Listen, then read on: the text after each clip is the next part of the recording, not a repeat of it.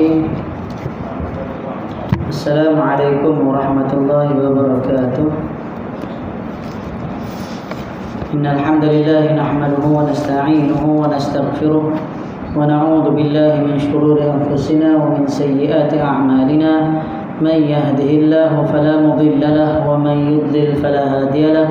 وأشهد أن لا إله إلا الله وحده لا شريك له وأشهد أن محمدا عبده ورسوله. يا أيها الذين آمنوا اتقوا الله حق تقاته ولا تموتن إلا وأنتم مسلمون. يا أيها الناس اتقوا ربكم الذي خلقكم من نفس واحدة وخلق منها زوجها وبث منهما رجالا كثيرا ونساء. واتقوا الله الذي تساءلون به والأرحام إن الله كان عليكم رقيبا. يا أيها الذين آمنوا اتقوا الله وقولوا قولا سديدا يصلح لكم أعمالكم ويغفر لكم ذنوبكم ومن يطع الله ورسوله فقد فاز فوزا عظيما. أما بعد. Alhamdulillah, bersyukur kita kehadrat Allah Subhanahu wa taala pada malam ini dapat kita meneruskan lagi kuliah maghrib kita, di mana kita akan membacakan dua buah kitab. Yang pertama Asy-Syama'il Muhammadiyah atau mukhtasarnya, ringkasan. Yang kedua kitab Al-Adhkar oleh Imam An-Nawawi. Mungkin malam ini kita mulakan dengan kitab Syama'il Muhammadiyah terlebih dahulu, di mana kali yang terakhir kita berhenti di hadis yang ke-70 bab berkenaan cincin Rasulullah sallallahu alaihi wasallam. Okey. Hadis yang lalu telah kita bacakan hadis yang ke-70, di mana Nabi sallallahu alaihi wasallam idza dakhala al-khala naza'a khatamahu. Apabila baginda ingin memasuki tandas, maka baginda akan menanggalkan terlebih dahulu cincin baginda. Kenapa? Kerana di cincin Rasulullah dalam hadis yang ke-69 sebelum ini telah kita bacakan bahawa pada cincin Rasulullah itu tertulis Muhammadun satrun rasulu satrun Allahi satrun, sebaris. Muhammad di atas, Rasul di bawah, Allah di bawah. Jadi Muhammad Rasulullah. Oleh kerana itu Nabi SAW sebelum memasuki tandas baginda akan buka, kerana terdapat tulisan Allah di situ. Okey. Oleh sebab itu kita dimakruhkan masuk ke dalam tandas membawa sebarang bentuk tulisan nama Allah ataupun zikir, apalagi Al-Quran, maka tidak boleh dibawa ke tempat yang kotor. Hadis yang ke-71 daripada Ibnu Umar radhiyallahu anhu berkata, ittakhadha Rasulullah sallallahu alaihi wasallam khataman min waraqin fakana fi yadihi thumma kana fi yadi Abi Bakr wa yadi Umar thumma kana fi yadi Uthman hatta waqa'a fi bi'ri Aris naqshu Muhammadun Rasulullah. Rasulullah sallallahu alaihi wasallam memakai cincin yang diperbuat daripada perak yang berada di dalam simpanannya. Okey, cincin Rasulullah itu warna perak, silver lah. Lalu disimpan. Kemudian ianya berpindah ke tangan Abu Bakar, lalu ke tangan Umar, kemudian ke tangan Uthman, sehinggalah jatuh ke dalam perigi Aris. Ukiran pada cincin itu adalah Muhammadun Rasulullah, Muhammad Rasulullah. Cincin itu maksudnya Nabi simpan, lepas itu disimpan oleh Abu Bakar, disimpan oleh Umar, terakhir disimpan oleh Uthman, lalu terjatuh di dalam perigi Aris. Hadis riwayat Imam Al-Bukhari. Perigi Aris ini terletak berhampiran dengan Masjid Quba. Semasa pemerintahan Uthman radhiyallahu anhu, selama 6 tahun cincin itu berada di dalam simpanan Sayyidina Uthman. Namun secara tidak sengaja cincin itu telah terjatuh ke dalam perigi tersebut, perigi Aris. Uthman telah mengarahkan supaya air perigi itu dikeringkan, dan kerja itu terus menerus selama 3 hari berturut-turut.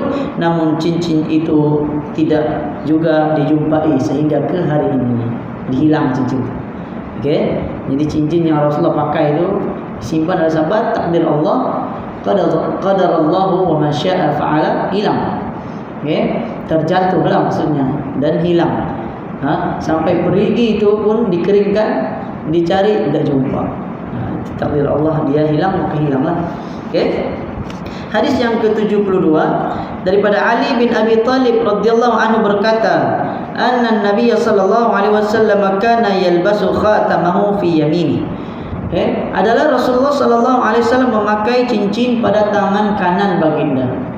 Jadi sunnahnya pakai cincin tangan kanan. Tapi sebenarnya perkara ini masalah dunia. Sehingga cucu Rasulullah, nanti ada hadis yang terakhir di sini, memakai cincin dengan tangan kiri, menunjukkan bahwa ini pilihanlah. Apa yang dilaksanakan oleh Nabi itu sendiri memakai dengan tangan kanan. Namun kalau kita tidak selesa di kanan mau pakai di kiri, maka tidak jadi masalah. Dia bukannya suatu kewajiban. Itu hanya perbuatan Nabi, dan kalau kita niat ikut cara Nabi maka insyaallah pasti akan dapat pahala. Hadis yang ke-73. An Hammad bin Salamah qala ra'aitu ibnu Abi Rafi' yatakhattamu fi yaminihi fasa'altuhu an dhalika faqala ra'aitu Abdullah bin Ja'far yatakhattamu fi yaminihi faqala Abdullah bin Ja'far kana Rasulullah sallallahu alaihi wasallam yatakhattamu fi yamini. Jadi ramai ni sahabat yang juga memakai dengan tangan kanan. Dari Hammad bin Salamah berkata, aku melihat Abdurrahman bin Abi Rafi' memakai cincin di sebelah jari kanannya. Lalu aku pun bertanya tentang perkara tersebut.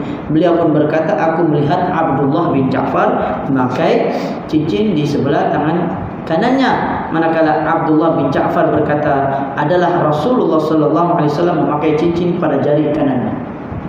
Jadi dia dari Hammad, maksudnya dari perawi, mungkin dari tabi'in, bertanya kepada sahabat, dari sahabat beritahu Rasulullah memakai dengan tangan kanan, jari pada tangan kanannya. Jadi itu satu yang sunnah dilakukan. Maksudnya tidak ada lakat, memang dari segi hadis tidak ada. Berbeza dengan celak, yang mana Rasulullah perintahkan memakai celak, ada sebagaimana sebelum ini kita bacakan. Cincin ini tidak ada, Nabi kata pakailah dengan tangan kanan, tidak ada. Cuma dari segi keumuman hadis yang pernah kita bacakan juga sebelum ini, bahwa Nabi suka sesuatu yang elok, yang baik, Nabi memulakan dengan kanan. Contohnya Nabi pakai baju kanan dulu baru kiri.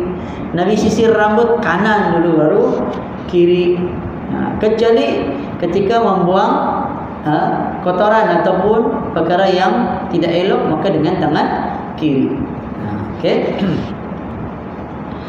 Hadis yang ke-74 daripada Jabir radhiyallahu anhu berkata, anna Nabi sallallahu alaihi wasallam kana yatakhattamu fi yamini. Adalah Rasulullah sallallahu alaihi wasallam memakai cincin dengan jari tangan kanannya.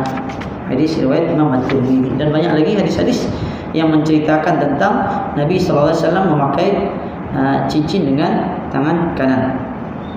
Ada lagi dari Sa'd bin Abdullah bin Naufal berkata, kana Ibnu Abbas yatakhattamu fi yamini wala ikhaluhu illa qala kana Rasulullah sallallahu alaihi wasallam yatakhattamu fi yamini.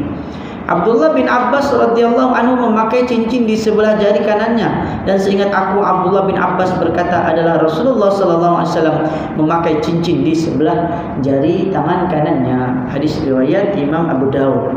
Jadi banyaklah kalau dikira sahabat yang memakai cincin kanan ini ramai. Hammad, Abdurrahman, kemudian Abdullah bin Ja'far. Kemudian dari sini Abdullah bin Naufal bertanya, Abdullah bin Abbas beritahu bahwa Rasulullah memakai cincin di jari kanan.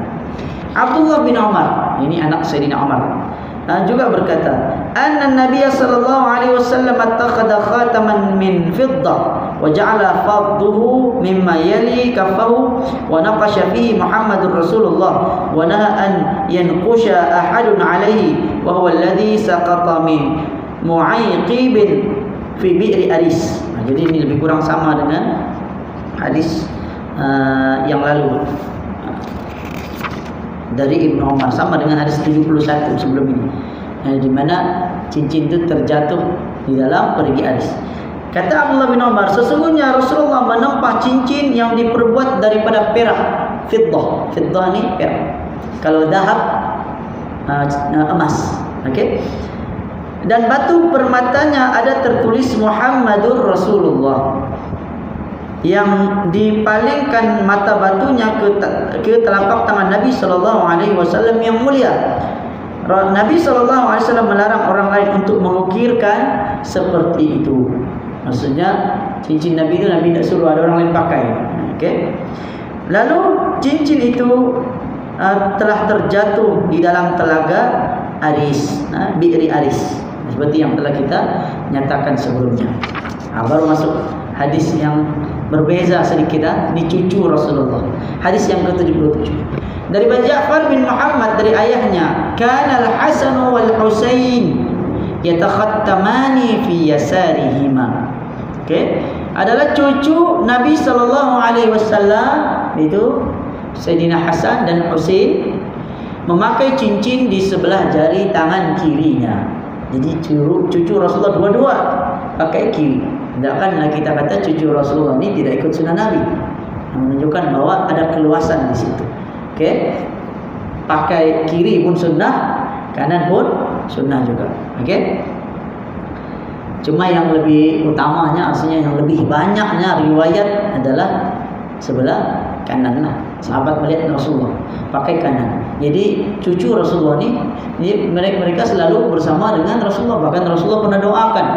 Contoh Al-Hasan.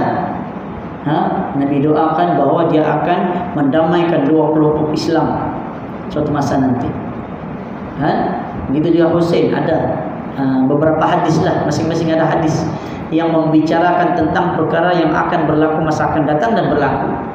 Itu mukjizat kenabian, nubuah Rasulullah SAW, dan ianya berlaku. Cuma kedua-dua mereka ni, Hasan Husain, memakai cincin sebelah kiri. Hadis yang ke-78 daripada Anas bin Malik radhiyallahu anhu berkata, annahu sallallahu alaihi wasallam yatakhattamu fi yamini. Anas bin Malik, dia kata sesungguhnya Rasulullah pakai cincin di jari sebelah kanannya. Okey. Huraian secara ringkas, terdapat banyak riwayat hadis yang sahih menyatakan bahawa Nabi SAW memakai cincin sebelah tangan kanan baginda. Walau bagaimanapun ada riwayat daripada cucu baginda sendiri, yaitu Al-Hasan dan Husain, yang memakai cincin dengan jari sebelah kiri. Namun mengikut sunnah adalah lebih utama, kita mendahulukan di sebelah kanan. Di sini juga terdapat maksudnya tidak ada larangan bahawa Rasulullah SAW untuk memakai cincin di sebelah jari kiri, dan tidak ada larangan.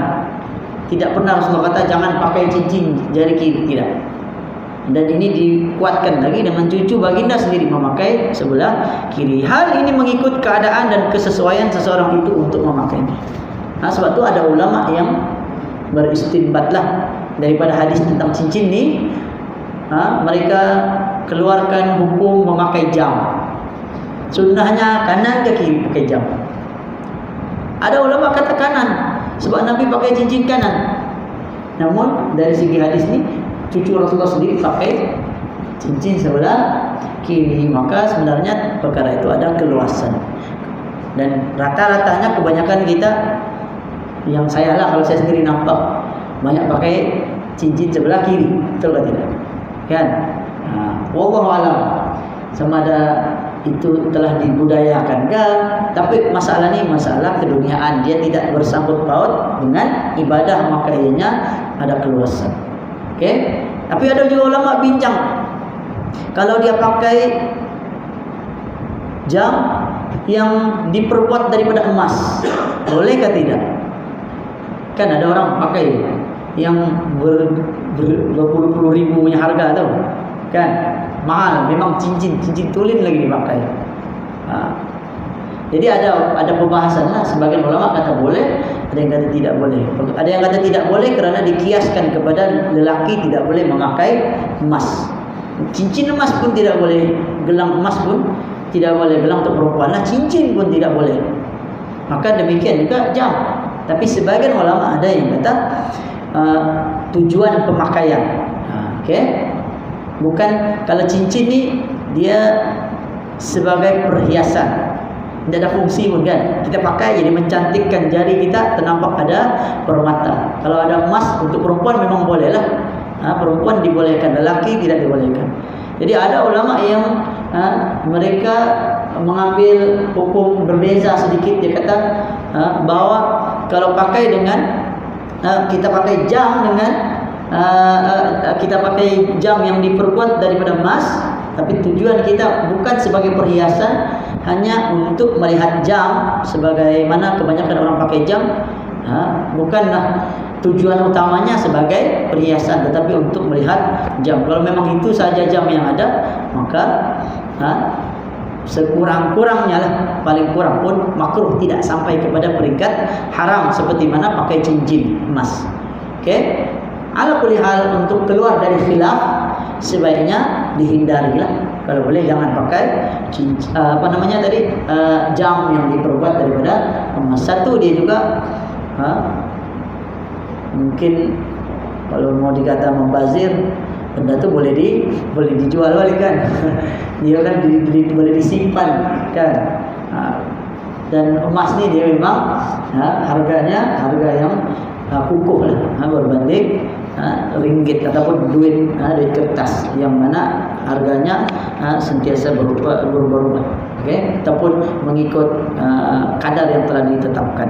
Baik, ada satu lagi hadis terakhir kita baca sebelum kita masuk kitab Al-Adhkar. Dari Ibnu Umar radhiyallahu anhu berkata, "Ittakhadha Rasulullah sallallahu alaihi wasallam khataman min dhahab, fakana yalbasuhu fi yaminihi, fattakhadha an-nasu khawatima min dhahab, fatarahuhu sallallahu alaihi wasallam wa qala, la albasu abada." Fataraha an-nasu khawatimahum. Okey, ini juga dari Abdullah bin Umar, anak kepada Sayyidina Umar. Kata beliau, Nabi SAW pernah membuat cincin baginda daripada emas dan dipakai di jari tangan kanannya. Okey, yang daripada emas, zahab.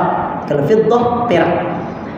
Maka manusia ketika itu pun membuat cincin mereka daripada emas mengikut apa yang dilakukan oleh baginda Rasulullah SAW. Lalu baginda pun menanggalkan cincinnya yang diperbuat daripada emas itu, lalu bersabda, kata Nabi, la albasuhu abada, aku tidak akan memakai cincin emas ini selama-lamanya. Okey. Lantas orang ramai pun sama-sama turut menanggalkan cincin emas mereka. Menunjukkan bahawa pada awalnya tidak dilarang. Kemudian apabila datang turun pengharaman, lalu Rasulullah pun menanggalkan. Okey. Jadi ini menunjukkan bahawa apa-apa sahaja perhiasan kaum lelaki maka tidak boleh diambil, ataupun yang diperbuat daripada emas maka dilarang, hukumnya haram. Okey. Hukumnya bukan makruh, haram. Tak boleh sama sekali memakai daripada emas. Kecuali yang tadilah mungkin ada perbahasan macam tujuannya lain. Termasuklah gigi. Ada orang pakai gigi emas. Sebagian ulama kata itu bukan perhiasan. Kan? Kalau pakai gigi dulu, zaman dulu belum ada teknologi yang canggih boleh buat gigi palsu. Gigi yang paling tahan ialah gigi emas. Okey. Tapi kalau dia meninggal dunia maka sebaiknya dicabut. Tapi kalau sekiranya tidak boleh dicabut, ditanggalkan, dia memang sudah melekat di situ, takut menyiksa jenazah tersebut, maka tidak mengapalah, dibiarkan. Okey. Sebab tu kalau boleh, kalau sudah sakit tentunya dicabut gigi yang boleh dicabut lah. Kalau yang ditanam terus tu Allah. Tapi zaman sekarang agak kurang lah. Saya rasa hampir tidak ada. Kecuali memang orang tu memang mau buat gigi emas. Tapi buat apa juga gigi emas kan? Kalau dijual memang mahal juga harganya. Okey. Bahkan ada dalam kalangan alim ulama yang tidak membenarkan lelaki memakai sebarang perhiasan selain daripada perak. Jadi ada ulama yang Kata apa jua bentuk perhiasan tidak boleh. Kecuali perak lah, perak boleh. Okey. Jadi kita selesai. Nanti bab yang baru kita masuk bab maja'a fi sifati sayfi Rasulillah. Sifat pedang Rasulullah sallallahu alaihi wasallam. Kita masuk kitab Al-Adhkar. Imam An-Nawawi berkata, kali yang terakhir kita telah baca beberapa zikir, yang mana zikir ini kita bebas baca pada bila-bila masa. Apa dia? Subhanallah walhamdulillah wala ilaha illallah wallahu akbar. Okey, antaranya disebut bahwa ayyul kalami afdal. Nabi ditanya, apakah ucapan yang paling afdal? Maka Rasulullah pun menjawab, mastafallahu li malaikati aw li ibadihi subhanallahi wa bihamdihi. Okey, zikir apakah yang paling utama? Maka Nabi menjawab, zikir yang dipilih oleh Allah buat para malaikatnya serta para hambanya adalah subhanallahi wa bihamdihi.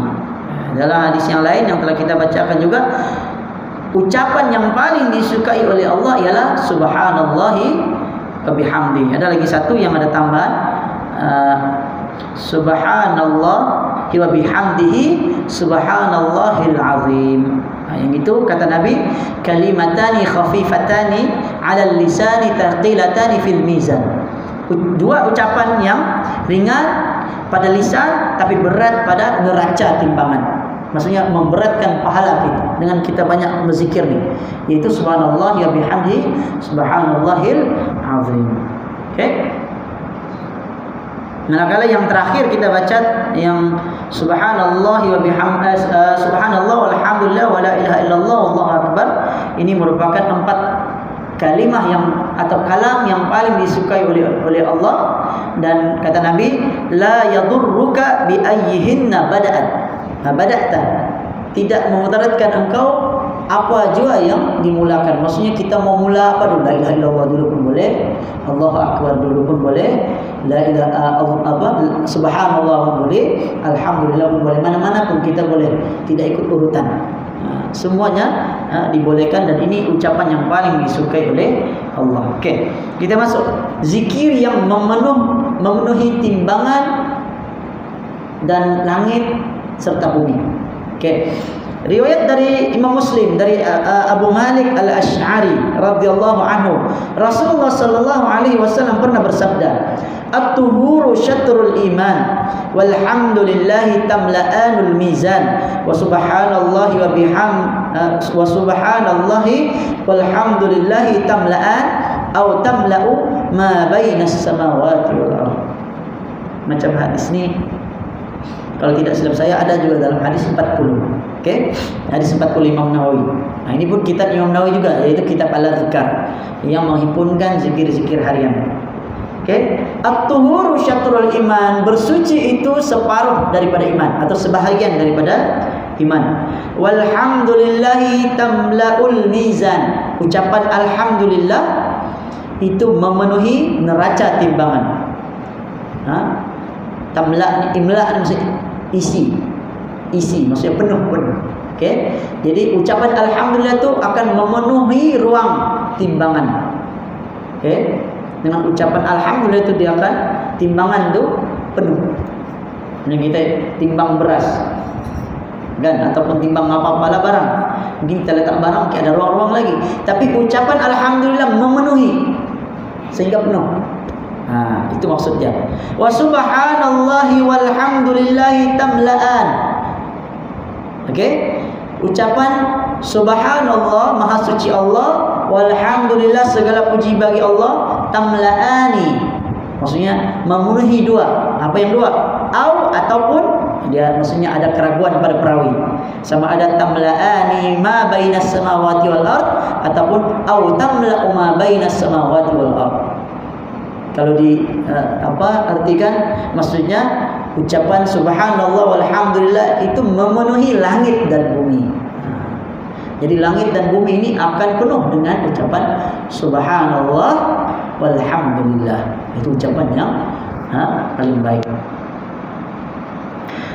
Kami juga meriwayatkan dari Sahih Muslim melalui jalur Juwairiyah Ummul Mukminin, istri Rasulullah sallallahu alaihi wasallam, di mana dia menceritakan anna Nabiy sallallahu alaihi wasallam kharaja min indiha bukratan hina shalla subha wa hiya fi masjidiha thumma raja'a ba'da an adha wa hiya jalisatu fihi faqala ma zilta al-yawma 'ala al-halah allati faraqtuki 'alayha qalat na'am وقال النبي صلى الله عليه وسلم لقد قلت بعدك 4 كلمات 3 مرات لو وزنت بما قلت منذ اليوم لوزنتهن سبحان الله وبحمده عدد خلقه ورضا نفسه وزنة عرشه ومداد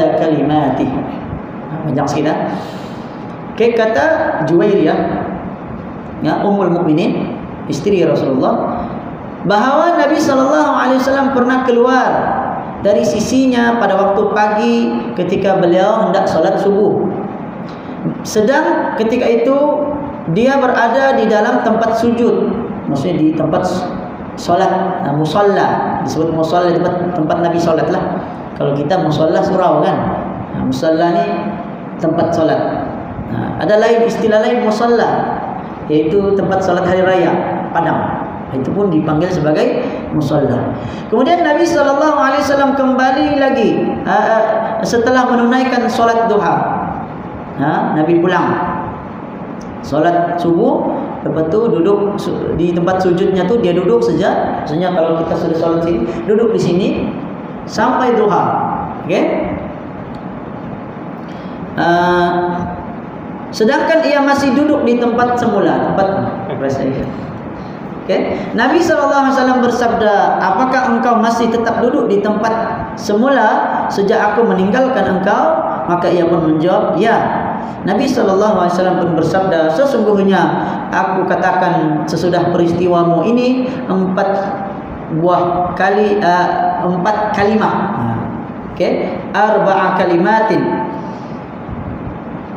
Yang mana 4 kalimat ini sebanyak 3 kali.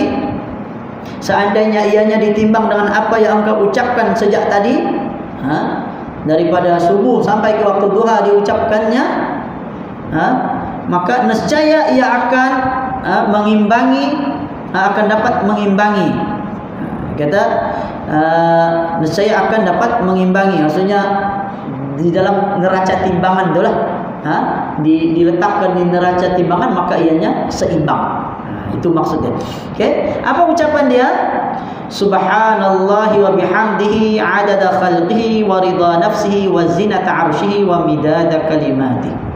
Cuma kalau dari segi hadis ni, Nabi ajarkan diucapkan pada waktu antara subuh sehingga waktu duha. Kalau kau ucapkan, tapi sebenarnya bebaslah kalau kita mau ucap waktu petang pun boleh, malam pun boleh. Tapi ini yang Nabi bagi andaian ataupun permisalan, kalau diucapkan maka akan seimbang kita punya neraca timbangan. Okey, jadi ucapannya subhanallah, maha suci Allah, wa bihamdihi, dan dengan kepujiannya, adada khalqihi, sebanyak makhluknya, sebanyak bilangan makhluknya. Kita maksudnya kita ucapkan subhanallah ni, kita mensucikan Allah. Ucapan subhanallah ni maksudnya apa? Maha suci Allah.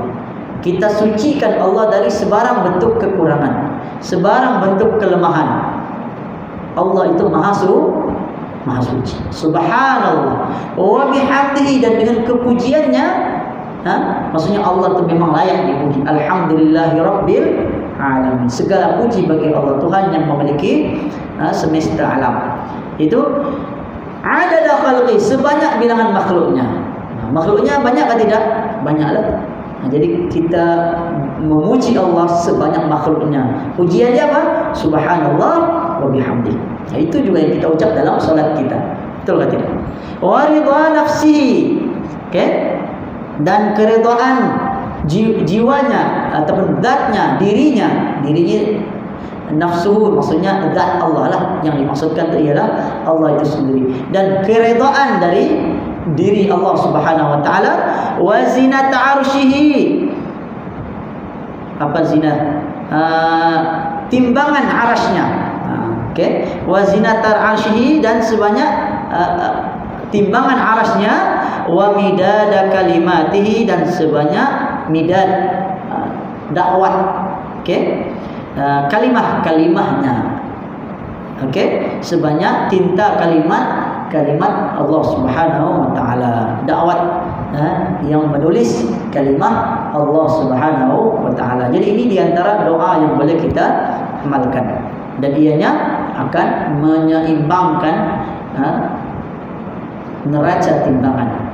Wallahu a'lam bagaimana diseimbangkan. Mestinya kalau misalnya terlalu ringan, diberatkan kita punya kebaikan, okey, sehingga ianya menjadi seimbang. Ada riwayat yang lain menyebut subhanallahi adada khalqihi, subhanallahi ridha nafsihi, subhanallahi zinata arsy, subhanallahi midada kalimati. Jadi ada dua bentuk riwayat lah. Boleh juga kita baca macam yang sebelumnya, subhanallahi wa bihamdihi adada khalqihi wa ridha nafsihi wa zinata arsyihi wa midada kalimati. Dan ini perlu diulang-ulang supaya kita ingat. Subhanallahi wa bihamdihi adada khalqihi, lagi wa ridha nafsihi wa zinata arsyihi wa midada kalimati. Boleh ya? Subhanallah, kita ikut. Boleh tak ikut? Subhanallah wa bihamdihi adada khalqihi wa ridha nafsihi wa zinata arsyihi wa midada kalimati. Kalau siapa baca Al-Ma'thurat tu ada juga dalam zikir pagi dan petang tu ada. Zikir ni ada termasuk dalam zikir Al-Ma'thurat. Okey, boleh lagi satu lagi hadis. Ini riwayat Al-Imam At-Tirmidzi. Okey, Imam At-Tirmidzi meriwayatkan. Imam At-Tirmidzi yang tulis kitab Syama'il Muhammadiyah yang kita baca sebelumnya tadi. Okey, beliau ada kitab Sunan At-Tirmidzi, menghimpunkan semua hadis-hadis Nabi. Lebih kurang macam Sahih Bukhari dan Sahih Muslim. Kitabnya memang banyaklah, banyak jilid.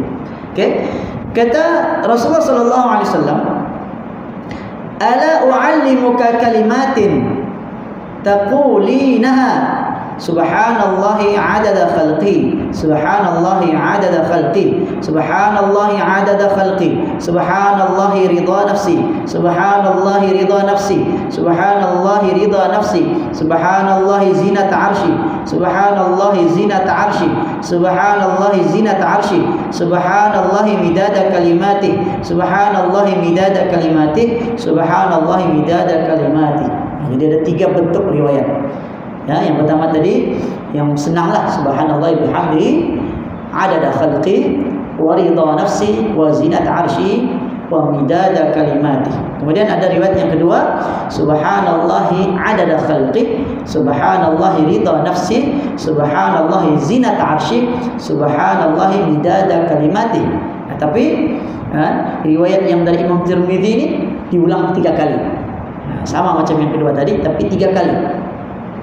Sebab tu ada ulama yang kata mana-mana yang Nabi ajar baca 3 kali ni, sebenarnya bebaslah untuk kita mau baca. Kita baca semua sampai habis, kita ulang 3 kali pun boleh, atau setiap bait ataupun setiap perenggan tu kita ulang 3 kali, baru kita sambung lagi bait ataupun lafaz yang seterusnya. Contoh, macam kita zikir selepas solat, kan ada subhanallah, alhamdulillah, Allahu Akbar. Boleh kita baca subhanallah 33 kali, alhamdulillah 33 kali, Allahu Akbar 33 kali. Boleh juga sekaligus subhanallah, alhamdulillah, Allahu Akbar, subhanallah, alhamdulillah, Allahu Akbar.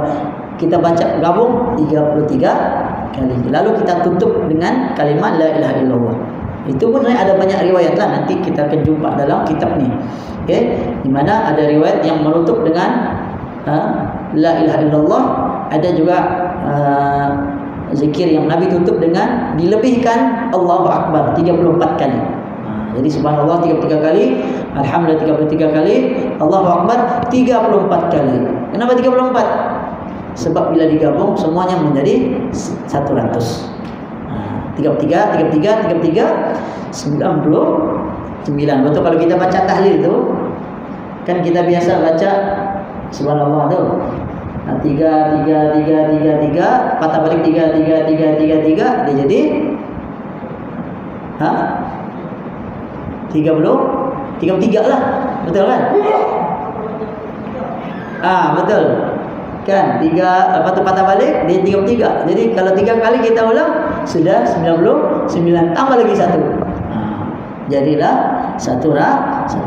Okey. Jadi kata Nabi dari ini riwayat Imam At-Tirmizi, maukah kamu aku ajarkan beberapa kalimah yang akan engkau ucapkan? Maka Nabi pun ajar. Subhanallahi adada khalqi. Maha suci Allah dengan sebanyak bilangan makhluknya.